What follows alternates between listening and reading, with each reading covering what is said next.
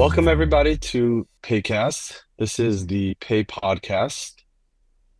The reason we're putting this together is people have been asking us over the years all about what we do, trying to understand payments. Payments in general is a very complex, where we sit within the payment industry, I like to say is the weeds of payments. So our 2025 resolution was let's put something together. And I know you guys love all hearing us, so we did this. I'm here with Lauren and Strilly, and together we'll hopefully be able to give you guys some more insight into specifically the card not present world and how that works, and the different moving pieces and what that looks like and what the future will look like around that. Quick introductions around the horn here. My background was not in payments. I was in the finance world. I got into payments very much by accident. If I knew what I was getting into before I got into it, I always say I never would have done it, but I'm happy I didn't because I never would have done it. Been working with specifically around 3DS for at this point 10 years. Got into the payment industry looking to solve a friction at checkout and eventually shifted to this. Lauren? Lauren Rossi. I really have been doing payments and 3DS products for 10 plus years, specifically in the product management and product development, and focusing on that authentication and payment solutions out there. Truly. Really? I guess I'll go. Sterling Ellsworth. I've been with Pay now for 7 years, but like it's prior to Pay, I had no knowledge of payments whatsoever. But I am a little bit of a startup junkie. This is, I think, my fourth startup that I'm involved in. Love getting into the weeds and being able to be a part of all the different aspects of a business. All right. So I think our structure is going to be a little bit unstructured in how we do this. We'd want this to be more of a conversation and less about where someone just making some sort of presentation. I'll start off. I'll probably get interrupted very quickly by, for sure, Srilly. But I'll start off talking a little bit about the history of card not present, how we got to the card not present world. So let's go back now. It's about 60, maybe even more years ago when the concept of credit cards were first created. And really, there were two types of ways you can make a payment. Card present, which meant you physically had a card with you.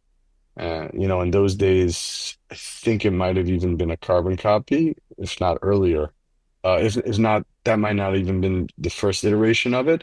And the other way was card not present, which meant the merchant was taking a payment either over the phone or the cardholder was saying their card number from memory.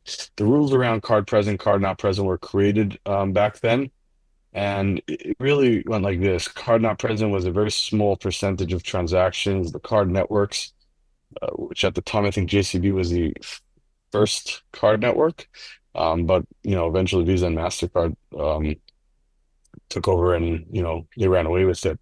But they basically understood that card not present were such a small percentage of transactions that they tried to dissuade merchants from accepting those type of transactions. So the rules they created around it were two very simple rules. Number one was merchants paid what's called interchange or lower processing fees for card not present because they're not risky.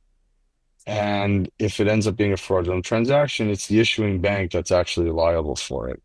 Card not present, which were inherently riskier transactions, the merchants paid higher interchange. And more importantly, when it comes to fraud, they were the ones who were liable for it.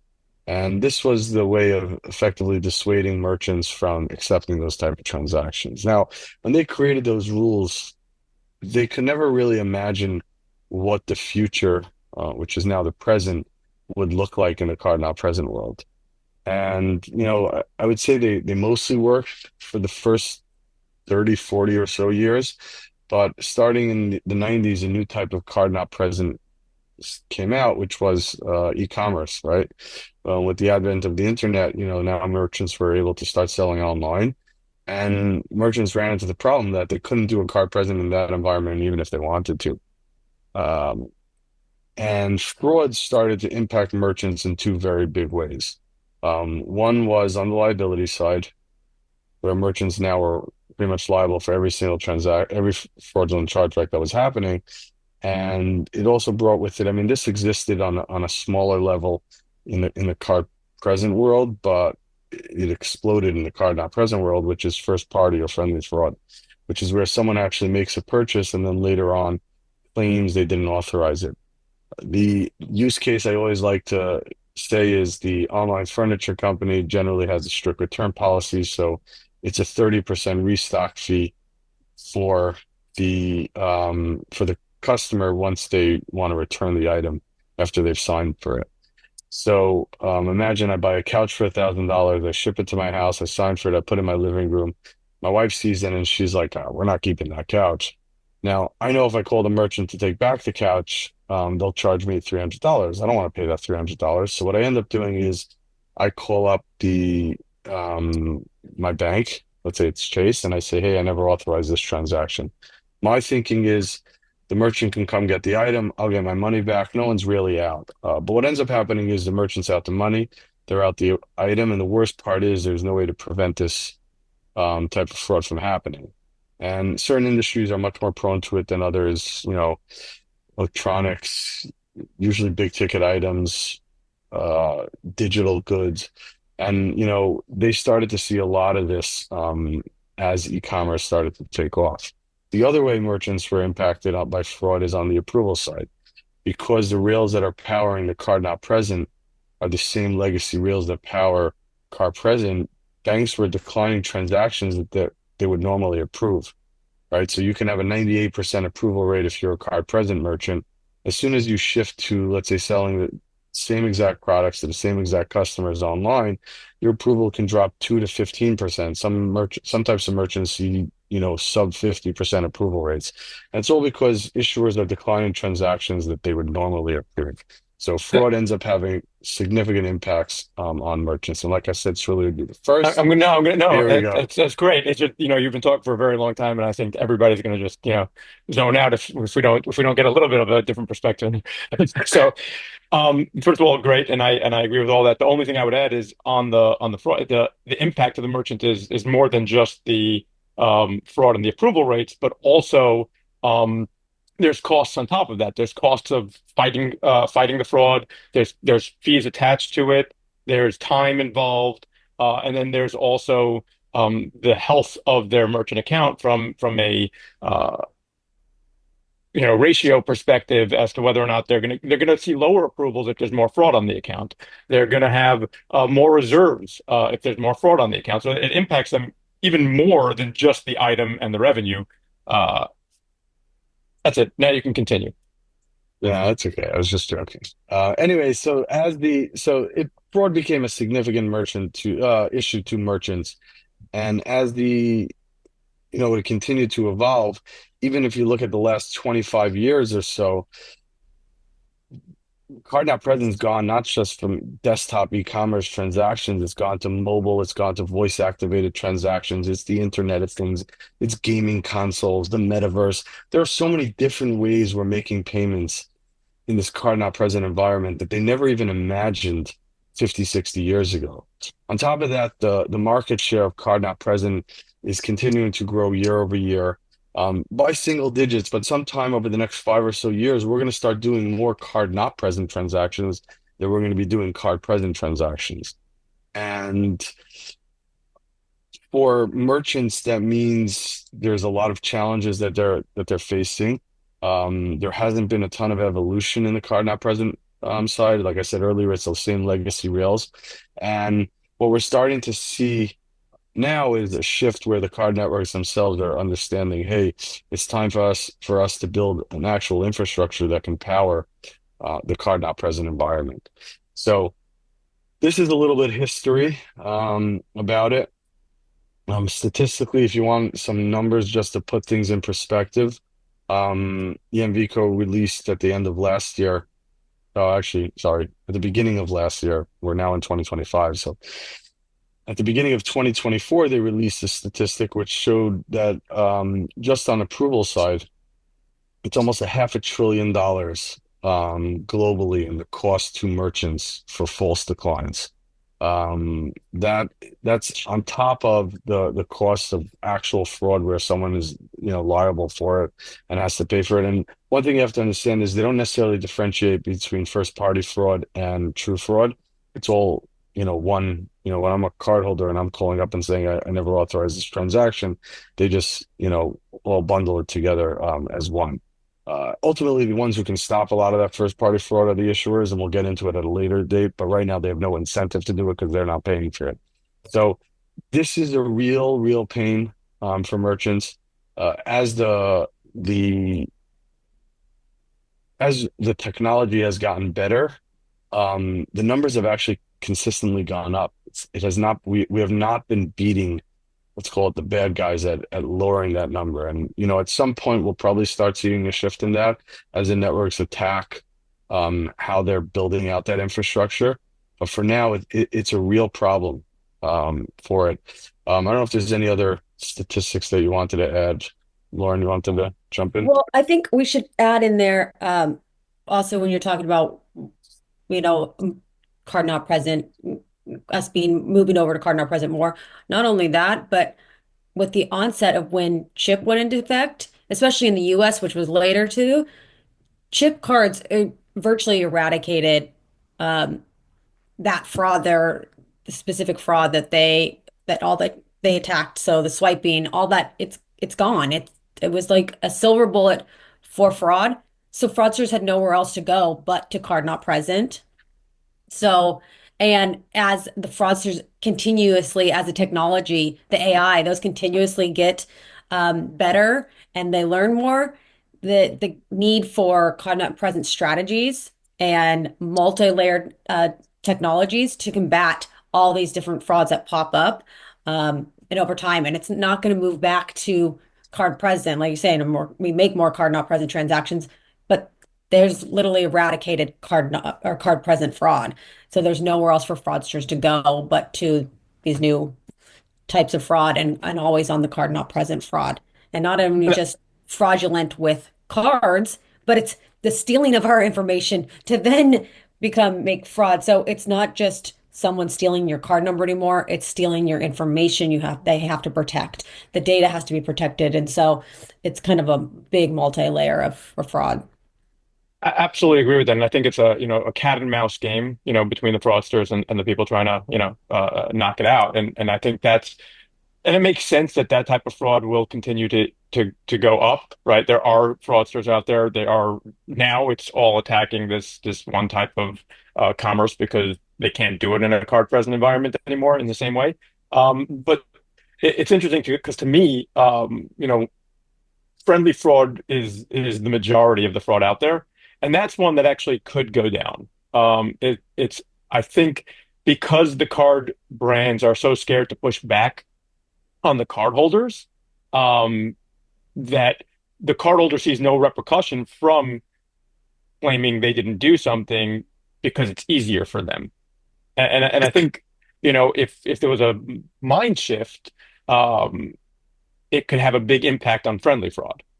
So I'm gonna argue on that point. I don't think it's not a network thing. It's an issuer thing. So the way it Yes. works right now is, listen, let's be real here. At the end of the day, this has been a system effectively that's been rigged against merchants for the longest time. Um, you know, Lauren, when you were talking about how the shift to chip has basically eradicated fraud, you're spot on. But the only one that really helped there were the issuers, because that's the type of fraud that they were paying for. And all it did was now shift this burden of cost to the merchant. I always say that, when you walk into a store to make a purchase, right, and you're a business, let's say you're a business owner and you're starting a business from scratch. Right. The one thing, and it's going to be a brick and mortar in-store only business. The one thing you never worry about is fraud. Like, it's not even on your radar. You don't have to spend a dollar on fraud prevention, because if someone uses a stolen credit card, it's you as the merchant are not the one who has to pay for it. It's the issuer that Now's the does. perfect time for your gym story. Oh, yeah, my gym story. That is quite the fascinating story. So I'll share it. So I was in a gym in the city, and I get a notification on my American Express Platinum card. that there's like a $10,000 charge from a company called Rebag. So I thought it was a little odd. I thought maybe, in marketing we were spending something like that, but usually a charge that big, I'd usually get a heads up. Anyways, as I'm walking back to the office, my wallet, which I always keep in the side pocket, is in my back pocket. I'm like, something is off here. I get back to the office, I take out my wallet. They took all my American Express Platinum cards. I think I had two or three at the time. And they, in a period of 30 minutes, we were able to narrow it down from the time the first transaction went through, till till it was their last transaction. They racked up $45,000 in charges. It was about six charges. The only thing that American Express flagged was a $500 gift card in Starbucks, and that declined. Every other transaction went through. They also took my driver's license in case they got ID'd so that I can match up. Again, effectively, that's like the only fraud prevention merchants do, and you probably can't remember the last time you were ID'd for when using a credit card. But American Express called me. So first I called and reported these transactions stolen. I went back to the gym to inform them. Apparently there's a gang that was uh, going around. They had a master key to all the, gyms in the city, and they were breaking into these lockers and taking specifically business cards, like American Express, because those generally have very high um, limits and you could run big transactions on. And I got a call from American Express corporate security, not because I called up and disputed those charges, but because the gym called this person at American Express who was dealing with this entire thing. And the only reason why American Express actually cared about that was because these were card present transactions. Had these all been card not present transactions, they wouldn't have cared. It's not their problem. They're not going to try to deal with it. Um, and that's why And there in has to be, American Express is a case where it's the network is the issuer, so they really cared because they're the ones who are yeah. on the hook for it. Yes. So it's just one of those things where, fraud is all that did was, with that shift to the chip, has just shifted the burden even more onto issuers, because onto merchants, because now transactions that they normally wouldn't have had to worry about suddenly, in terms of fraud, they're suddenly now paying, we shifted that burden to them for it. I will say there we are starting to see a shift in the other way. But ultimately, this is a cost that, real merchants feel, and they feel the pain. And obviously, some industries are more prone to it than others. But, there are very few industries that don't see any sort of fraud rates in the cloud not present world. And I think it's interesting to point out it's not it's the US is unique as well. The US was last to adopt cards. Issuers didn't want to reissue cards. Merchants didn't want to have the expense of the terminals, and networks had to come in and actually um, force them to. And that's kind of what's happened outside the US is when they actually adopted and want to be safe, they have regulations come in and have regulations on some of these fraud strategies, keeping fraud at a certain point. And the US, will we ever get there? I don't know. But I think it's interesting to say that in the US accounted for about a quarter of the worldwide card spending, but endured about 42% of the losses. And that's a lot for the US. Uh-oh. Will we get to a place? Do we need someone to stand in and have them regulate? The Europe, they have their PSD2 regulations. That is something that they're forcing them to be authenticated. They're forcing the merchants and issuers to take a look and hold to a better standard. So, um, we, I think the US needs to get there too. And the US is being targeted even more now because I think we don't have those things in place. We don't force hard authentication on certain transactions. We don't force merchants and issuers to uphold these fraud levels. So the fraudsters outside the US, the fraudsters in the US, they're coming into the US, all attacking the US more. And I think that's just going to get worse as more countries and regions adopt having stronger rules around the card not present space, that they have regulators that'll step in, their government will step in, and the US, again, I think is going to be late to the game. And I think we're going to need networks or regulations to step in This is 10 an years argument after Yitz the and I rest of always the get world into. did. So this is an argument that Yitz and I always have as to whether or not we're going to see PSD2 like rules come into play in the US. I'm more bullish on it than Yitz. I always say I think that it will come and it will be a watered down version of what they have in the EU, and it will probably start in California. So again, the reason why I am bearish on it is because the US, when it comes to payments, as technologically as advanced as we are as a country, we're an absolute dinosaur in payments. We are the last, like Lauren, you just said how, chip and pin, and we don't even do it the right way. We just do chip. We don't even do pin because we're so lazy. I, And all that, again, yeah, all that did was help the issuers because it means you can't clone it, but if someone gets a copy of the card, it is what it is. But that's Um, why I say in yeah, again, it's going to be later than the EU and it's going to take time, but there will be authentication, not stepped up, not two factor, not challenged, but they probably will require some sort of frictionless authentication. It's going to start in California. Once you're doing the regulation there, it's going to roll out, and once a merchant's, preparing for authentication somewhere in the US, it's just going to do it everywhere because it makes sense.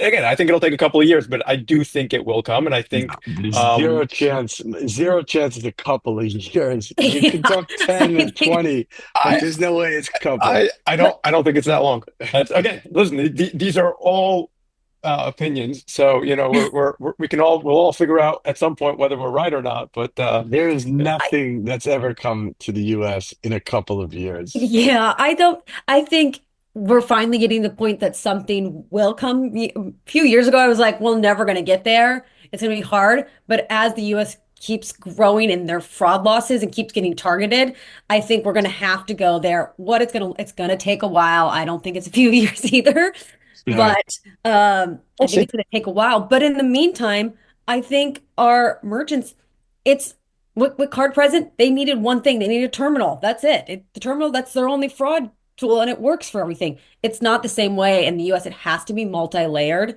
They have to have chart like, chart, and it's costly. Unfortunately, it's costly on the merchants that they have to have, things like fraud prevention tools, not just one tool that'll fight everything. 3DS, they should have 3DS, especially if they're doing business outside the US and in the US. They need to have tools to make sure data quality tools, make sure what they're collecting and how they can target, making sure that that is the client, they're keeping records of it, risk-based information that they're using, scores that they can use to see is this a likelihood of this is going to turn into fraud. All of that needs to be done in conjunction with each other, not just one tool. Yep. yeah, And now it's going to be a real turning point, I think, also with AI gaining as much knowledge and traction as it is. I think we'll start to see more interesting tools come out rather than just, like IP address checking and data checking, but really pattern analysis and things that AI can do in a way that we can't right now. And I think yeah. one of the big things with that is we need like the collaboration and data sharing. There's so much data out there that we could use to help and share. We need to share with each other. It's always been, issuers have their data and it stays within them. The merchants have all their data and it stays with them.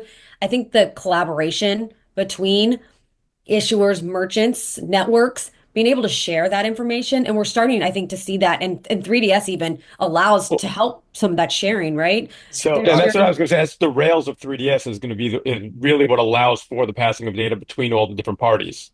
Yeah, I yeah, think people still think of 3DS as the dinosaur of pop-ups and everything. But if you really pop the hood under what the Rails of 3DS is, it's really Rails to exchange data, right? Authorization Oh, is Rails to so exchange data. we're What not you letting Gitz use, talk here that much. But oh, he sorry. always this is hit no no that's good we shouldn't but this is but this is always his thing about how e-commerce is all done on the old legacy rails, and 3DS is the new rails of payments. I'll say it for you. It's and It's not mine. I mean, it's not something that I made up. It's the truth. I mean, this is what it is. The networks were the ones who came up with this idea, and they realized that they do have to, build out that infrastructure to do it. The best actually analogy I ever heard about, especially specific to the US versus other countries, um, when it comes to payments and how like there's no data sharing or anything that has to get implemented, it's so much harder, is that the US, it's like issuers and acquirers are like a divorced couple that's forced to live together. So like they just do not play nicely in so many ways around this. And that's where a lot of the issues end up lying. And I agree. I think we're starting to see a lot more data being shared. And that is an evolution that'll happen. The thing that could ultimately speed up um, where we start matching other countries is, I think, at the networks. If we leave it to actual regulation that gets pushed around, I have a hard time believing it's going to happen quickly. Yeah. It's like 10, 15 years minimum for that to happen. And I think we're so starting to see some of that at the networks. So, Agreed. Now Yeah. I'm going to jump in here because we're at the 2 minute warning. We're going to wrap up episode one, say our goodbyes, set some teasers for next time. I think we got through one bullet point of our actual purpose here. But hopefully next time we'll get through more, maybe have a guest. Listen, the beautiful thing about payments and why I love being in it is that there is so much to learn and to know, and no matter how much you know today, in a year from now, you realize like how little you actually knew. So it's a constant thing. I very much enjoyed this conversation. I think we'll have a lot more to talk about in future conversations. Thank you all for tuning in to us. Sully had to get in a lot more words because I complained that he was listed to do like no talking. Basically, he was just a pretty face, basically, on this podcast. So thank you all. thank Looking you. forward to many more paycasts together. And I don't know, you guys have anything else you want to add? No, I'm just, this was fun. This was And fun. I think we should do it again Yeah, soon. it really was fun. Maybe like on a schedule. Yeah, we Yeah. really should. So, all right, we can stop. Thank I you. mean, thank you, everyone.